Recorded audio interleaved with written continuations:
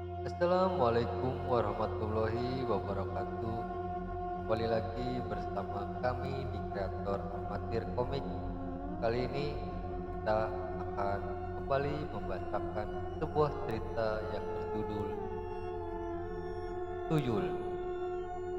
Sebelum kita lanjut ke ceritanya, kita mohon dukungannya kepada teman-teman semua untuk membantu mengembangkan channel ini. Dan tidak berlama-lama lagi, kita langsung saja ke ceritanya. Di sebuah desa kecil yang terletak di lereng Gunung Merapi bernama Desa Sumbermulyo, hiduplah keluarga sederhana yang tenggelam dalam kesulitan. Udara dingin pegunungan tak pernah cukup membekukan penderitaan mereka. Di sanalah Adi, seorang pemuda berusia 25 tahun, mencoba bertahan demi dua orang yang ia cintai. Ibunya yang sakit-sakitan dan adik perempuan kecilnya yang masih duduk di bangku SD, yaitu Maya. Pagi itu, kabut masih menyelimuti atap rumah mereka yang reot. Dinding anyaman bambu mulai rapuh dimakan usia dan hujan deras seminggu yang lalu. Di dalam rumah hanya ada satu meja kayu usang dan beberapa tikar lusuh sebagai alas tidur. Tidak ada kompor gas mahal, hanya tumpu tanah liat dengan kayu bakar bekas. Adi baru saja pulang setelah bekerja sebagai buruh tani di sawah milik Pak Haji Jumari, tetangga kaya raya di desa. Upahnya sedikit, hanya cukup untuk membeli beras sehari-hari. Bahkan seringkali upah itu dibayarkan dengan hasil panen langsung, bukan uang. Ibunya, Bu Sri, terbaring lemah di sudut ruangan. Batuknya terdengar menggelegar meski tubuhnya begitu ringkih. Ia menderita TBC sejak suaminya meninggal 2 tahun lalu karena kecelakaan kerja di tambang pasir hitam. Maya, si adik, duduk di dekat tungku menunggu nasi hangat yang belum juga matang. Wajahnya murung, perutnya juga lapar. Pak, sudah masak belum? Aku lapar, tanya Maya dengan suara pelan. Sabar ya Mai, ini masih agak keras. Kakak kasih air lagi biar cepat empuk, balas Adi melepas sendal dan duduk di tikar. Tapi kita nggak punya lauk hari ini, ujar Maya. Belum sempat beli, kakak janji besok akan bawa telur sama sayur ya, jawab Adi menunduk. Jangan memaksakan dirimu nak, kakakmu sudah berusaha, ujar Bu Sri batuk-batuk lalu berbicara perlahan. Ibu harus minum obat, aku lihat kemarin batuk ibu makin parah, ujar Adi. Obat apa lagi nak, uang saja tidak ada, ibu sudah ikhlas asal kalian selamat, ujar Ibu Sri. Aduh, andai aku bisa dapat uang banyak, cepat bisa beli susu untuk ibu, sekolah Maya, bahkan rumah yang layak, ujar Adi menekuk lututnya, marah pada diri sendiri. Kakak bisa jadi pengusaha kayak Pak Haji Jumari, ujar Maya. Iya, iya, tapi pengusaha butuh modal dan kita bahkan gak punya uang 5.000 rupiah, ujar Adi tersenyum getir. Malam mulai menjelma, hujan kembali turun membasahi genteng yang bocor. Tetesan air mengenai baskom plastik yang dipasang Adi untuk menampung rembesan langit-langit. Suara itu seperti irama kesedihan yang tiada akhir. Adi duduk di ambang pintu, melihat ke kejauhan. Cahaya dari rumah-rumah tetangga terlihat redup karena kabut. Hatinya hancur. Ia ingin keluar dari lingkaran kemiskinan. Ia ingin memberi yang terbaik untuk keluarganya. Namun, dalam gelap malam, pikiran manusia bisa menjadi sangat labil, dan ketika harapan mulai pudar, pintu menuju dunia gelap pun mulai terbuka. Hujan deras terus mengguyur desa Supermulyo sejak sore. Jalan-jalan kecil berubah menjadi lumpur, dan angin dingin menyusup masuk melalui celah dinding anyaman bambu. Di tengah malam yang sunyi, saat warga desa telah tertidur lelap, hanya suara deras air hujan yang mengisi keheningan. Adi keluar rumah untuk mencari kayu bakar tambahan.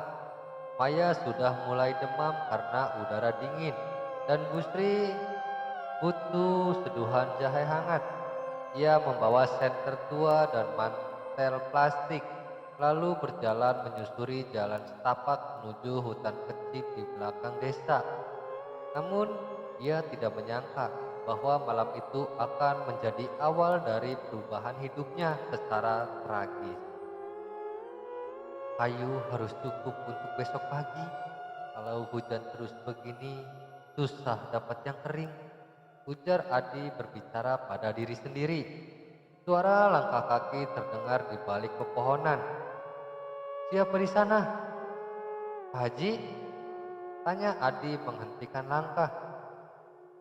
Terdiam. Seorang lelaki tua muncul dari balik pohon, memakai jubah hitam lusuh dan topi caping yang tampak usang. Kau mencari rezeki, nak? Mencari jalan keluar dari kemiskinan? Tanya lelaki tua dengan suara yang serak. Siapa Anda? Saya cuma cari kayu, gak ada uang atau apa-apa di sini. Tanya Adi sambil menjelaskan apa yang ada di sini. Aku bukan pencuri, aku penunjuk jalan, dan aku tahu kau butuh lebih dari sekedar kayu bakar. Ujar lelaki tua. Apa maksudmu? Tanya Adi. Aku bisa bantu kau kaya dengan cepat, tanpa kerja keras, tanpa utang, hanya dengan satu syarat. Ujar lelaki tua. Syarat? Semua pasti ada harga. Lagi pula, siapa yang percaya orang asing janji kayak gitu? Tanya Adi tertawa sinis. Aku bukan sembarang orang. Aku tahu kau butuh uang untuk obat ibumu, untuk masa depan adikmu. Kau ingin mereka bahagia, bukan?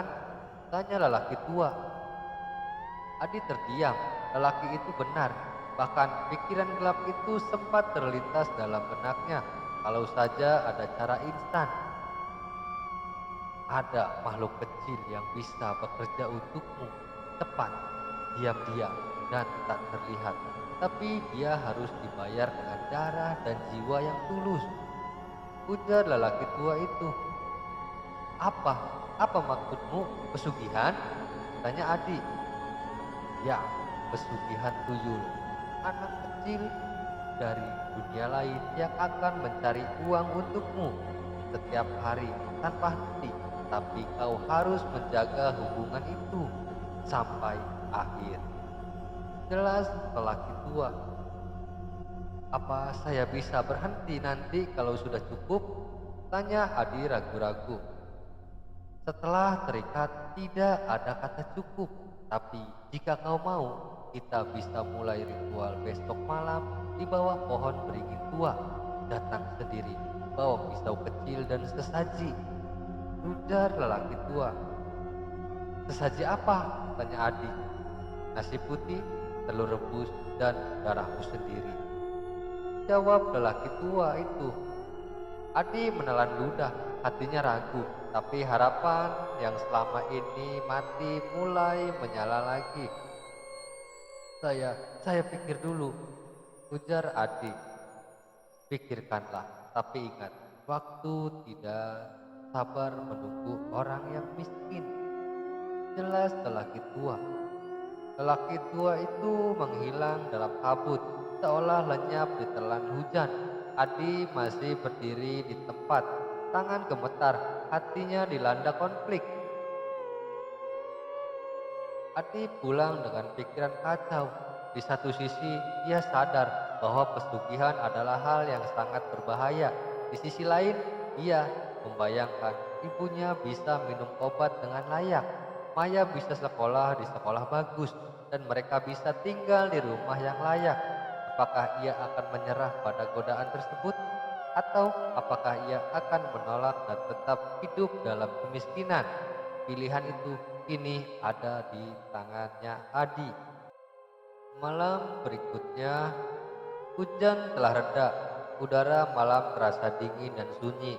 Di bawah pohon beringin tua yang sudah ratusan tahun berdiri di tepi desa, Adi berdiri sendirian. Di tangannya, sebuah bungkusan daun pisang berisi nasi putih, telur rebus, dan sebilah pisau kecil. Hatinya berdebar keras seakan-akan meledak. Lelaki tua misterius itu sudah menunggunya di sana, duduk di atas batu besar dengan lilin merah menyala di hadapannya. Angin berhembus pelan, membawa aroma tanah basah dan wangi dupa yang tidak biasa. Adi tahu setelah ini hidupnya tidak akan pernah sama lagi.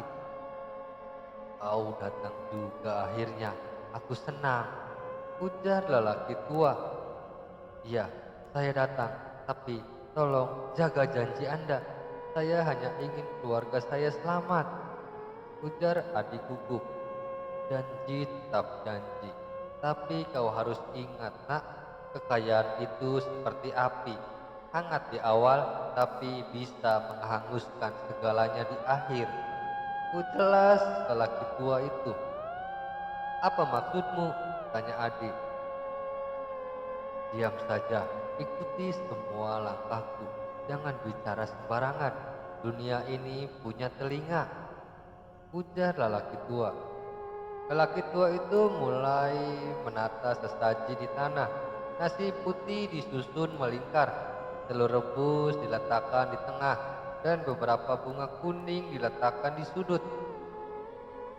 Sekarang ambil pisau itu, potong ujung jarimu sedikit, biarkan darahmu menetes ke telur, ujar lelaki tua. Harus darah? Tidak bisa cara lain? Tanya Adi ragu. Tanpa darah tidak ada ikatan, tanpa ikatan tidak ada kesepakatan, jelas lelaki tua. Adi mengambil pisau itu dengan tangan gemetar. Ia menempelkan ke jari telunjuk dan membuat goresan kecil. Darah mulai menetes, membasahi telur rebus. Ini cukup? Tanya Adi. Cukup. Sekarang duduklah di depan sesaji. Tutup matamu, dengarkan kata-kataku, ujar lelaki tua itu. Lelaki tua itu mulai membacakan mantra dalam bahasa yang tidak dimengerti Adi. Suaranya pelan namun tegas. Angin mulai bertiup kencang. Meski langit cerah, cahaya bulan tertutup kabut tebal secara tiba-tiba. Datanglah wahai penunggu kekayaan. Datanglah wahai pembawa rezeki. Ikatlah dirimu pada jiwa ini dan ia akan memberimu tempat, ujar lelaki tua berbisik. Tiba-tiba suara anak kecil tertawa kecil terdengar dari balik pohon. Adi membuka mata ketakutan. Apa itu? Ada siapa di sana? Tanya Adi. Itu dia, tuyulmu telah datang, jawab lelaki tua. Sosok kecil berkepala botak, kulit pucat, dan mata merah menyala muncul sejenak, lalu menghilang. Adi menelan ludah. Ia mulai menyesali apa yang baru saja dilakukan. Apa dia tinggal bersamaku sekarang? Tanya Adi. Ya, dia akan bekerja untukmu, tapi kau harus menjaganya, memberinya tempat tidur, menyayanginya seperti anakmu sendiri. Kalau kau sakiti atau abaikan dia, maka azab akan datang, jelas lelaki tua. Azab apa? Tanya Adi. Kematian yang lambat dan jiwa yang tidak tenang. ujar lelaki tua. Ritual telah selesai. Adi pulang dengan perasaan campur aduk. Di satu sisi, ia merasa lega karena akhirnya mendapatkan harapan. Di sisi lain, ia merasa seperti telah menjual sesuatu yang sangat berharga, sesuatu yang tidak bisa dikembalikan. Ia tidak sadar bahwa di belakangnya, sosok kecil itu terus mengikutinya diam-diam, tersenyum dalam gelap. Hari-hari setelah ritual, kehidupan Adi berubah secara drastis. Uang mulai datang tanpa jelas asalnya. Ia menemukan uang di sawah, di depan pintu rumah, bahkan dalam dompet yang semalam kosong. Awalnya ia mengira itu hanya kebetulan, tapi lama-kelamaan jumlahnya semakin besar, ratusan ribu, lalu jutaan rupiah. Dengan modal awal dari uang ajaib itu, Adi membuka warung makan kecil di tepi jalan desa. Tak disengaja, warungnya ramai karena harga makanannya murah namun rasanya enak. Keuntungan melonjak. Ia pun memperluas usaha menjadi toko kelontong, lalu minimarket. Namun, semakin banyak uang yang masuk, semakin sering pula hal-hal aneh terjadi di sekitar Adi. Ia mulai melihat sosok bayangan kecil mengikutinya dan suara tawa anak kecil sering terdengar saat malam sunyi. Kak, kok uang kita bisa banyak begini? Kemarin masih nunggak beras, sekarang sudah beli freezer. Tanya Maya. Ini rezeki dari Tuhan, Mai. Kita nggak perlu susah lagi. Jawab Adi tersenyum bangga. Tapi aku merasa ada yang aneh, Nak. Aku sering mimpi buruk. Ada bayangan kecil di sampingmu, ujar Ibu Sri. Itu cuman hayalan ibu karena kurang istirahat. Lagi pula, bukankah ini baik untuk kita semua? Tanya Adi berusaha tenang. Wah, Pak Adi udah jadi pengusaha ya? Dulunya kerja serabutan, sekarang punya minimarket. Tanya penjual sayur. Iya, untung banget sih cepat kayak begitu. Sambung pembeli. Seorang anak kecil lewat di depan toko lalu berkata pelan pada temannya, aku takut sama Kak Adi. Kadang-kadang pas dia lewat, aku dengar suara kayak anak kecil tertawa. Ujar anak kecil. Aku juga, tapi mama bilang jangan macam-macam sama orang kaya. Sambung teman anaknya. Suatu malam, Adi sedang beristirahat atau sedang membersihkan toko seusai tutup. Sinar lampu redup membuat suasana agak suram. Tiba-tiba ia mendengar langkah kaki kecil di lantai atas. Padahal toko itu hanya satu lantai. Ia menoleh ke arah suara. Di sudut gelap, sebuah siluet kecil berdiri diam. Kepala botak, mata merah, tersenyum. Sosok itu menghilang 4 kilat. Apa? Apa itu dia? Tanya Adi berbisik sendirian. Tidak lama setelah kejadian itu, Adi bertemu dengan tetangga tua, Bu Marto, yang tinggal di pinggir desa. Anakku, aku dengar-dengar kamu jadi kaya mendadak. Tapi hati-hati ya, ada banyak cara Tuhan kasih rezeki. Tapi kalau caranya tidak wajar, pasti ada balasannya, ujar Bu Marto. Saya gak pakai cara curang, Bu. Saya kerja keras kok, jawab Adi. Kerja keras atau tidak, kalau ada makhluk tak kasat mata yang bekerja untukmu, itu bukan berkah, itu cobaan, ujar Bu Marto. Ah, Bu Marto terlalu percaya cerita mistis, ujar Adi mencoba tersenyum. Kamu boleh tidak percaya, Nak, tapi mereka percaya padamu, ujar Bu Marto. Adi mencoba mengabaikan semua peringatan. Ia fokus pada kesuksesannya. Rumahnya diperbaiki. Ibunya bisa minum obat berkualitas. Maya pun akhirnya bisa masuk sekolah swasta. Namun semakin tinggi ia naik, semakin rendah jiwanya tertarik ke jurang kegelapan. Dan si kecil pucat itu belum pernah absen mengikutinya sejak malam ritual. Hari berganti hari, minggu berganti minggu, dan beberapa bulan telah berlalu sejak ritual pesugihan itu dilakukan.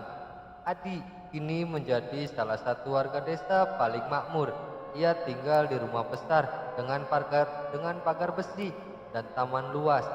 Minimarketnya berkembang menjadi toko grosir. Namun di balik kemewahan itu, sesuatu dalam dirinya mulai rusak perlahan-lahan. Adi terlihat lebih tua dari usianya.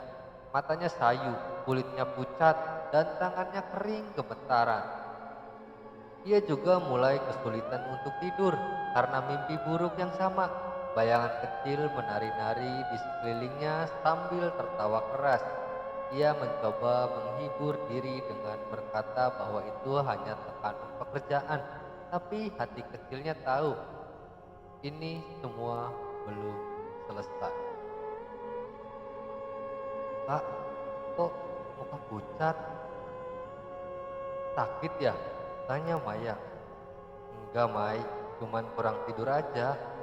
Jawab Adi berusaha tersenyum. Aku khawatir padamu, nak. Kau tampak seperti orang yang sedang habis-habisan. Ujar Bu Sri. Ibu ngomong apa sih? Aku baik-baik saja. Jawab Adi. Saat malam hari, Adi duduk sendirian di ruang tamu. Cahaya lampu redup. Ruang Ia melihat uang hasil penjualan hari itu. Kenapa aku jadi begini? Aku sudah punya segalanya. Ujar Adi berbicara pada diri sendiri. Tiba-tiba suara bisikan pelan terdengar dari balik pintu. Lapar, kasih lagi, kasih lagi. Ujar tuyul berbisik. Siapa di situ? Tanya Adi, terlonjak kaget. Dia membuka pintu, tapi tidak ada siapa-siapa. Hanya angin malam yang bertiup pelan. Pagi-pagi buta, Adi pergi ke pasar untuk belanja stok barang dagangan. Saat sedang memilih buah, pedagang lain mulai membicarakannya. Lihat tuh Pak Adi, kayak mayat hidup, muka pucat, mata kosong. Katanya dia kena santet tuyul. Ujar pedagang buah berbisik pada temannya. Aku dengar-dengar anak kecil di desa sering lihat sosok aneh ikut dia. Jangan-jangan, ujar temannya. Kalian ngomong apa sih? Saya cuma capek kerja, ujar Adi mendengar dan marah. Para pedagang langsung diam. Adi membayar barang belanjaannya dengan tangan gemetar. Kembali ke rumah, Adi bertemu dengan lelaki tua yang dulu memberinya pesugihan. Kau mulai merasakannya ya? Tanya lelaki tua. Apa yang kamu maksud? Kenapa aku selalu merasa lapar, tapi tak bisa makan? Kenapa aku susah tidur? Tanya Adi. Itu tandanya tuyulmu mulai memakan energimu. Dia haus akan darahmu, dan setiap uang yang masuk itu adalah harga yang harus kau bayar. Jawab lelaki tua. Aku tidak mau ini terus terjadi. Ada cara stop? Tanya Adi. Ada, tapi kau harus bersedia kehilangan segalanya, termasuk uang, usaha, bahkan nyawamu. Jawab lelaki tua. Apa maksudmu, nyawaku? Tanya Adi panik. Kau pikir pesugihan itu gratis? Kekayaan selalu punya harga, dan kau baru saja mulai membayarnya. Jelas lelaki tua. Lelaki tua itu menghilang secepat kilat, meninggalkan Adi sendirian dalam ketakutan. Malam itu Adi tidak bisa tidur. Ia duduk di depan cermin, menatap wajahnya yang tampak begitu asing. Tubuhnya masih utuh, tapi matanya kosong, seolah jiwa telah mulai dicabut. sedikit demi sedikit. Bayangan kecil itu muncul lagi di sudut cermin. Matanya tersenyum dan Adi mulai menyadari satu hal. Ini baru permulaan dari azabnya bersambung. Terima kasih untuk teman-teman semua yang sudah menyimak dan mendengarkan cerita ini. Seperti biasa, saya mohon dukungannya kepada teman-teman semua untuk membantu mengembangkan channel ini. Dan sekali lagi saya ucapkan banyak-banyak terima kasih. Wabillahi taufiq wal hidayah. Wassalamualaikum warahmatullahi wabarakatuh.